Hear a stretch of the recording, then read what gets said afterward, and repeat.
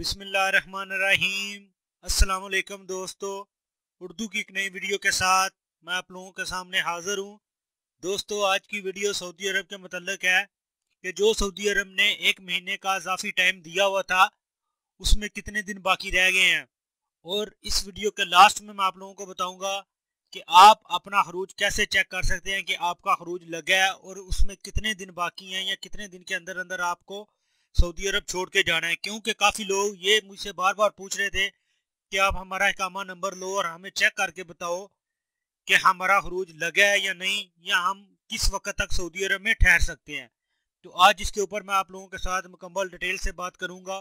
तो video start करने से पहले जिन दोस्तों ने अभी तक मेरा channel mix video tube subscribe नहीं किया, आपको मेरे चैनल पे एक लाल रंग का बटन नजर आएगा, आप इसके ऊपर क्लिक करके मेरे चैनल को सब्सक्राइब कर सकते हैं। तो चले स्टार्ट करते हैं।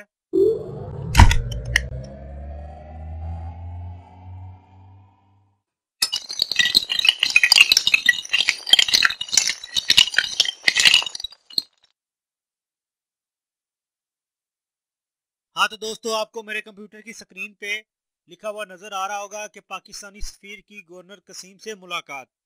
ये दरअसल इस हवाले से उन्होंने मुलाकात की है कि जब अमनेस्टी पीरियड खत्म हो गया था तो ईद के बाद पकड़ दकड़ शुरू हुई थी, तो उन्होंने कसीम के गवर्नर से मिल के उनको बोला था कि आप हुकूमत के साथ मिल के जो लोग इनलीगल रह रहे हैं उनको मजीद मोहलत दें, क्योंकि अभी पाकिस्तानी काफ़ी ज़्यादा इधर रह रहे हैं जो इलीगल हैं या उनके मकतब अमल में केस चल रहे हैं। और आप काइंडली हुकूमत से दरख्वास्त करें कि 1 महीने का अजाफी टाइम दें, जो बाद में हुकूमत ने दे दिया था।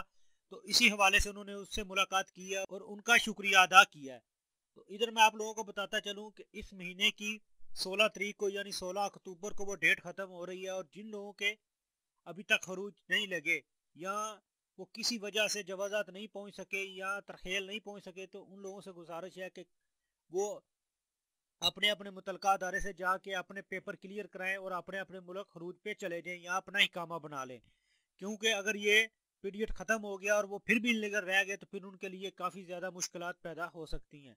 तो दोस्तों, इधर मैं आपको लास्ट में वीडियो में बताऊं कि अगर आपका खरूज लग चुका है और आप चेक करना चाहते हैं कि खरूज लगा है हमारा और उसमें कितना टाइम है, हम कितने टाइम की टिकट लें, तो अभी मैं आपको बताऊंगा। उसके लिए आपको 2-3 चीज़ों की ज़रूरत होगी। सबसे पहले नंबर आपको अपना इकामा नंबर चाहिए होगा, उसकी एक्सपायरी डेट और कफील के बताके का नंबर। इधर मैं आपको बताता चलूं कि अगर आपके पास कफील के बताके का नंबर नहीं है तो आपके पास पासपोर्ट है, पासपोर्ट के ऊपर जो सज्जल नंबर लिखा हुआ होता है वही कफील का बताका नंबर होता है, आप उसको भी यूज कर सकते हैं। तो चलें मैं आपको बताता हूं कि आप किस तरीके से अपना खरूज चेक कर सकते हैं। तो सबसे पहले आपने करना क्या होगा, इधर लिखना है MOI। ये देखें, ये इनकी वजारत दाखिला की वेबसाइट है। जैसे ही आप इसके मेन पेज पे आएंगे तो ये अरबी में होगी, आप इंग्लिश के ऊपर क्लिक करके इसको इंग्लिश में कन्वर्ट कर सकते हैं। देखिए, जैसे इंग्लिश पे कन्वर्ट हुई है आपने थोड़ा नीचे आना है, ये आपको नज़र आ रहा होगा पासपोर्ट। ये मैं थोड़ा हेडलाइट करता हूँ ताकि आप लोगों को नज़र आ जाए। देखिए, ये पासपोर्ट का ऑप्शन है, इसके नीचे मुख्तलिफ कैटेगरी है, आपने मोर के ऊपर क्लिक करना है। आपने मोर के ऊपर क्लिक करना है, ये देखें नीचे मोर लिखा हुआ है।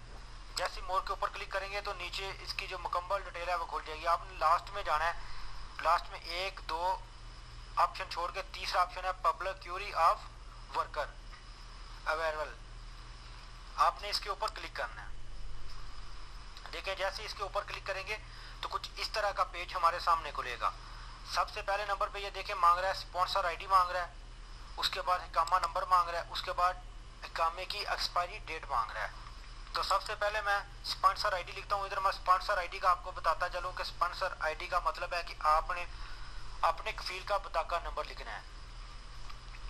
तो उम्मीद है मुझे कि आप लोगों के पास आपके कफील का बताका नंबर होगा। अगर नहीं है तो मैं नेक्स्ट वीडियो में बताऊंगा कि कफील का बताका नंबर कैसे निकाला जाता है। वो थोड़ी एक लंबी वीडियो है इसलिए उसको मैं अलहदा रखूंगा।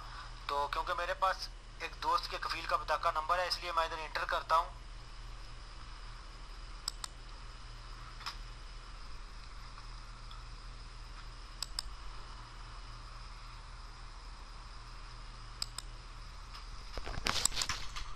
ये देखिए, सबसे पहले नंबर पे स्पॉन्सर आईडी लिखी, उसके बाद इकामा नंबर लिखा है, उसके बाद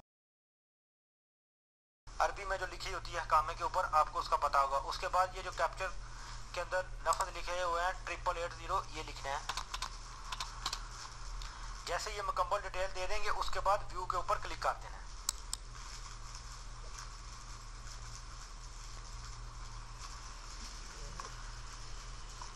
ये देखें, जैसे व्यू के ऊपर क्लिक किया तो इस इकामे नंबर की सारी डिटेल हमारे सामने खुल गई है। सबसे पहले इसका नाम है, उसके बाद वीज़ा नंबर है, उसके बाद लिखा हुआ है कि आपने किस डेट से पहले पहले अपने मुल्क वापस जाना है। देखिए 3/7/2017, 3/7/2017 ये 2 महीने का टाइम है इसके पास। 2 महीने के अंदर अंदर इसने जाना होता है। ये देखें 0 डेज फ्रॉम डिपार्चर डेट, और नीचे वीज़ा टैक्स जो है वो फाइनल लग चुकी है कि ये अभी फाइनल एग्जैक्ट इसका लग चुका है। और नीचे जिस एयरपोर्ट पे आप लास्ट टाइम सऊदी अरब में इंटर हुए थे उसकी भी डिटेल दी गई है। देखिए किंग खालिद इंटरनेशनल एयरपोर्ट है, और जिस डेट को आप इंटर हुए थे लास्ट टाइम सऊदी अरब में वो भी नीचे दी हुई है 21/4/2016।